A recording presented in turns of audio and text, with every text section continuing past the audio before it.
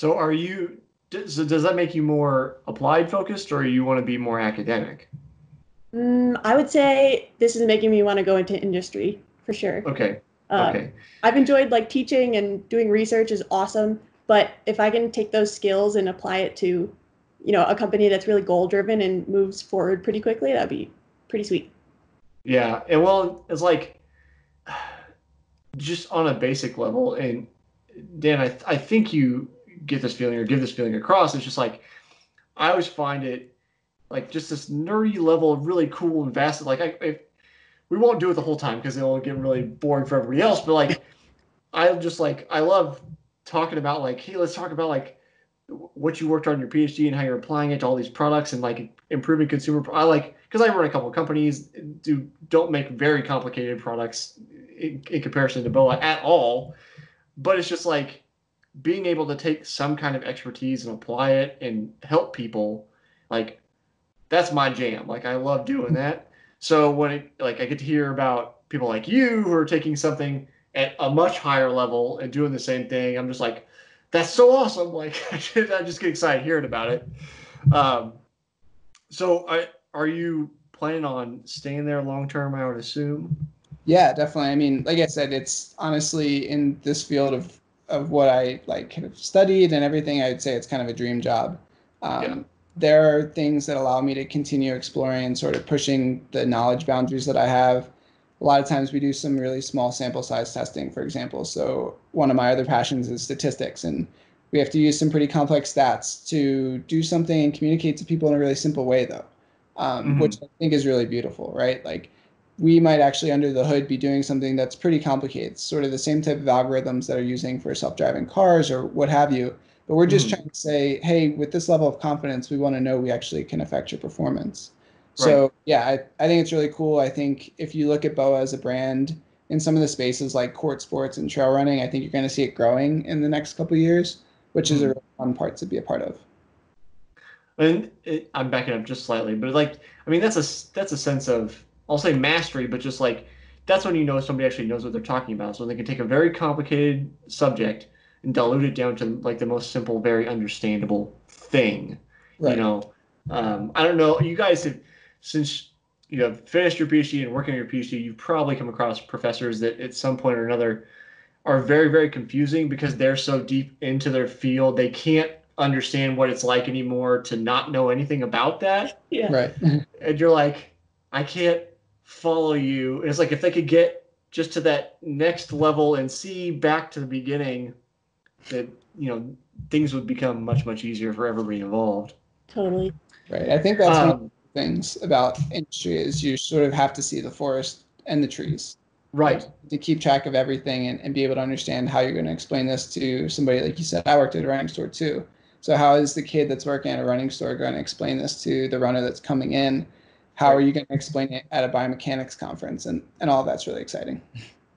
Yeah. And communicating that is tough because it's like, again, just from that running store standpoint, it's like the kid or me in this point that starting out, it's just like, yeah, it should be like it's got these cool BOA dials on it, and the guy's like, why is that? Why is that? Why do I care? I don't like dials. I just want laces because nobody Right. likes change. Right. So they have to be like, no, actually, if you use these, they can do such and such, Yep. and yeah, communicate that. So it's shoes have so many different kinds of tech in them now. It's like, well, why do I care? Yeah. Right. If it's got this or that. Um, Melissa, I'm going to come back to you here in a second, but I want to finish on kind of this thought. So obviously, a lot of people are talking about Nike's Next Percent and that whole series. Have you guys worked on any of those shoes? Yeah, I can't say exactly which ones we have worked on, haven't worked on, just because That's of fair. NDAs and stuff like that. But we've Right. definitely have worked on with some different brands, some different shoes that have those attributes where we're talking about different Okay. types of foam that give more energy return. I was also one of the subjects in that first Nike study, so Okay. 4% study that was done at CU. I was one of the subjects. Roger Crom's lab did it. One of my really good friends or both of our friends Yeah. were investigators in it. I like to joke that I was maybe one of the slowest runners because it was during my triathlon days, and you had to have run, I think, under 31 minutes for a 10K in the last year. So I think I just snuck there. But I mean, it's a really fascinating area. I think running performance is really easy to quantify for linear running, right? Like if you can make it easier, then awesome. I think Right. what's really exciting is when you take that into the trail space or you take it in other spaces, how do you quantify performance? Because now it's a little bit multifactorial. So that's where I get really passionate. I think the super shoes and the roads are really cool, but I can't wait to see how this translates and trickles down into other sports and other shoes. Yeah. Like what's the next super trail shoe look like? Right, right. So here's what I struggle with, and I've been meaning to make a video on this in my opinion for a long time. I don't even know if I have an opinion. So I've talked about this with my friend Todd, actually one of Barb's athletes. He's been on the podcast a couple times, episode 3 and 29, for anybody who wants to go check out Todd. But um, he wears I can't remember which of that series of shoes, and he set his 5K, 10K, and half marathon PRs all in the same day by running a half marathon. He was like, that shouldn't happen. But he was just like, as long as they're still allowed, I'm going to wear them. Like, it would be a disadvantage not to wear them.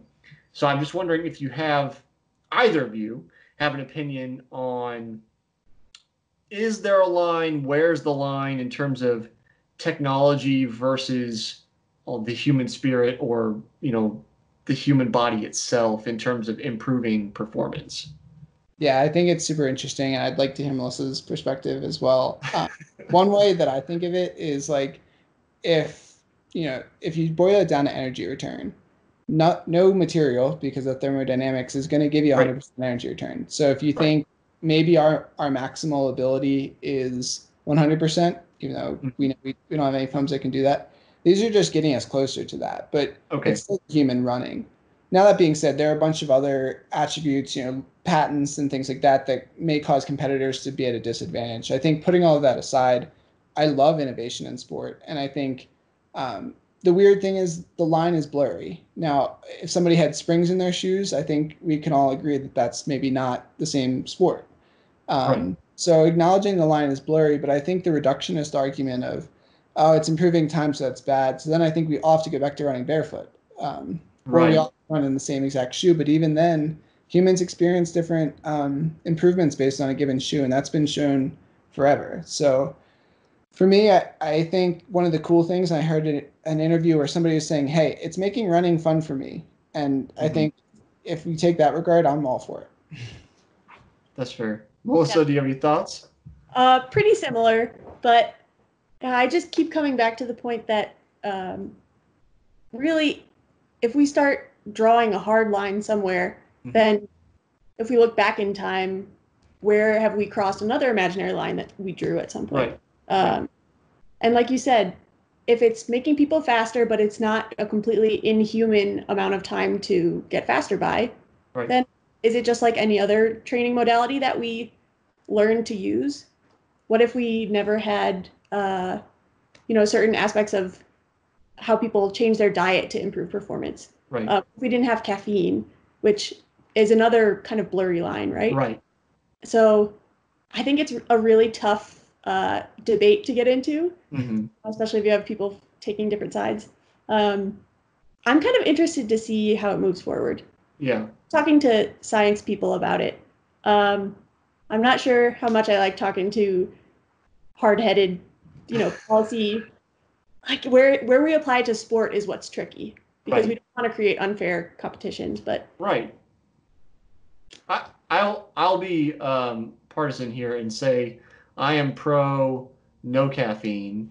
I actually think caffeine is cheating, but that's just because it goes back to a point, Dan, you mentioned about shoes and energy return. Like, we can't get 100% energy return, and you mentioned springs being, that would be cheating.